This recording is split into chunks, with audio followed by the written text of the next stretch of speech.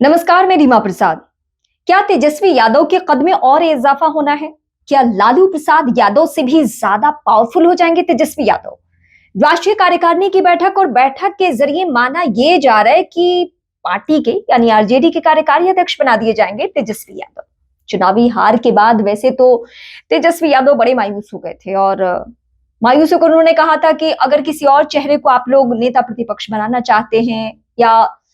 विधायक दल का नेता चुनना चाहते हैं तो उस चेहरे को आप चुन सकते हैं। लेकिन लालू प्रसाद यादव आए और उन्होंने सामने आकर कहा कि नहीं नहीं, आपके नेतृत्व में पार्टी ने बहुत बेहतर काम किया है और पार्टी को आपने और सफलता की राह पर आगे बढ़ाया है। और उसके बाद से यह तय हो गया कि हाँ, लालू प्रसाद यादव की पहली पसंद हमेशा से तेजस्वी यादव रहे हैं और अभी भी वो रहेंगे। लेकिन अभी सुगबुगाहट इस बात को लेकर है कि कार्यकारिणी की बैठक में उनको और पावरफुल बनाया जा सकता है, मतलब इक्वल टू लालू प्रसाद या लालू प्रसाद यादव से भी ज्यादा पावरफुल इस लिहाज से कह सकते हैं क्योंकि बहुत सारे मामलों में लालू प्रसाद यादव का हस्तक्षेप दिखता नहीं है और अगर रहता भी है तो ये समझ में आ जाता है कि चेहरा लालू प्रसाद यादव का है, लेकिन ये जो डिसीजन है, ये जो फैसला है वो तेजस्वी यादव का रहा होगा। और यही वजह है कि रोहिणी आचार्य से लेकर तेज प्रताप यादव तक बागी तेवर अपना दिखा चुके हैं और उन्होंने बार बार मुखर होकर तेजस्वी यादव को लेकर बहुत सारे सवाल उठाए हैं। यहां तक कि उनके करीबी, उनके चाणक्य संजय यादव को भी इस पूरे प्रकरण में घसीटा जाता है और कहा जाता है कि संजय यादव की वजह से पार्टी की ये स्थिति हो गई है, यानी बिहार में बहुत करारी हार, और परिवार अगर टूटा है तो इसके पीछे भी संजय यादव है। लेकिन इन तमाम बातों के बावजूद तेजस्वी यादव से लालू प्रसाद यादव का न मोह खत्म हुआ है, ना ही वो कोई दूसरा विकल्प ढूंढ रहे। दूसरा विकल्प इन द सेंस की क्या वो मीसा भारती को ज्यादा वैल्यू देंगे या तेज प्रताप यादव को लेकर जो उन्होंने दही चूड़ा भोज में एक संकेत दे दिया था कि तेज प्रताप यादव अब परिवार के हिस्सा बन सकते हैं, वो परिवार के साथ रह सकते हैं, इस तरीके से उन्होंने संकेत दिया था और माना यह जा रहा है कि तेज प्रताप यादव को लेकर भी शायद कोई डिसीजन लिया जा सकता है। लेकिन सबसे ज्यादा इस बात पर जोर दी जा रही है कि क्या तेजस्वी इक्वल टू लालू या फिर उनसे भी ज्यादा पावरफुल हो जाएंगे। वैसे पहले से भी है, लेकिन हाँ, वो कहते हैं ना कि एक मुहर लग जाना और एक उनको पद दे देना, तो उस तरीके से उन्हें कार्यकारी अध्यक्ष बनाया जा सकता है और इसको लेकर बहुत सारी बातें सामने आ चुकी हैं। वैसे चुनावी हार के बाद से भले ही चुनावी मैदान में बहुत ज्यादा मुखर होकर तेजस्वी यादव नहीं दिख रहे हो, लेकिन हाँ, ये तो तय है कि उन्होंने अपने तौर तरीके में,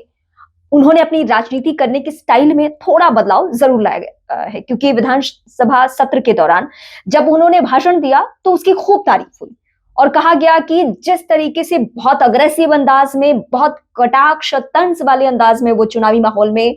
बीजेपी को लेकर, देश के प्रधानमंत्री नरेंद्र मोदी को लेकर वो हमलावर होते थे, अग्रेसिव होते थे, वो अंदाज अब देखने को नहीं मिल रहा है। ये बदले हुए तेजस्वी यादव हैं और इन्होंने अपनी राजनीति में बदलाव कर लिया है क्योंकि चुनावों के दौरान कई दफा वो जिस तरीके से भाषण देते थे उनके अपने करीबियों को भी पसंद नहीं आता था और हो सकता है कि उन्होंने अपनी राजनीति में बदलाव किया हो। लेकिन यहाँ के बाद क्या, अभी बिहार में नीट का मामला चल रहा है, लेकिन नीट में जिस तरीके से विपक्ष की भूमिका होनी चाहिए थी, क्या तेजस्वी यादव उस भूमिका में नजर आए? अगर प्रशांत किशोर या पप्पू यादव नहीं होते तो पुलिस पे क्या इतना प्रेशर बनता? प्रशांत किशोर जब पहली दफा जहानाबाद जाते हैं तो एसआईटी का गठन हो जाता है, मतलब विपक्ष की भूमिका इतना महत्वपूर्ण है और फिर भी तेजस्वी यादव इस पूरे प्रकरण से नदारद रहे।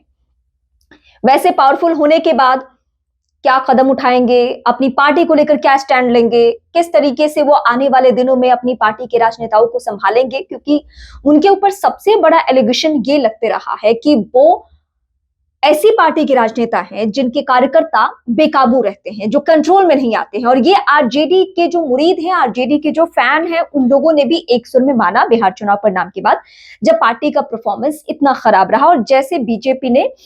इस बात को एस्टैब्लिश करने की कोशिश की कि हाँ, आरजेडी की अगर सरकार आ जाती है तो बिहार में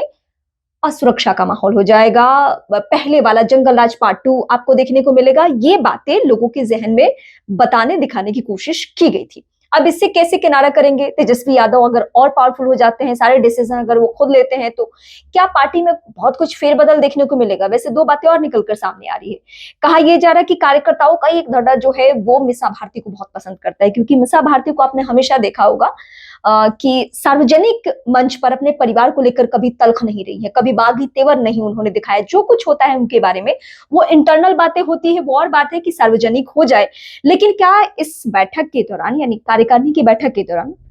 उनके कद में भी इजाफा किया जाना है? ये सवाल बहुत अहम है, लेकिन हमें थोड़ा इंतजार करना होगा कि तेजस्वी आखिर कितने पावरफुल होने जा रहे हैं। फिलहाल तेजस्वी यादव की पार्टी और उनको लेकर आपके जहन में कोई सवाल है तो आप मुझे कमेंट करके बेहिचक बता सकते हैं कि अगर वो लालू से भी पावरफुल हो जाते हैं तो क्या होने जा रहा है बिहार की राजनीति में। वैसे लालू प्रसाद, जिस तरीके से उनकी तबीयत खराब रहती है, तो धीरे धीरे वो चाहते हैं कि उनकी सत्ता वाली जो लेगेसी रही है और जो उन्होंने राजनीति में कमाया है, उस लेगेसी को आगे कंटिन्यू करने की क्षमता सिर्फ और सिर्फ तेजस्वी यादव में है। तो वो ये पूरी जिम्मेदारी संभाल लें और इसीलिए वो कोशिश करते हुए भी नजर आ रहे हैं।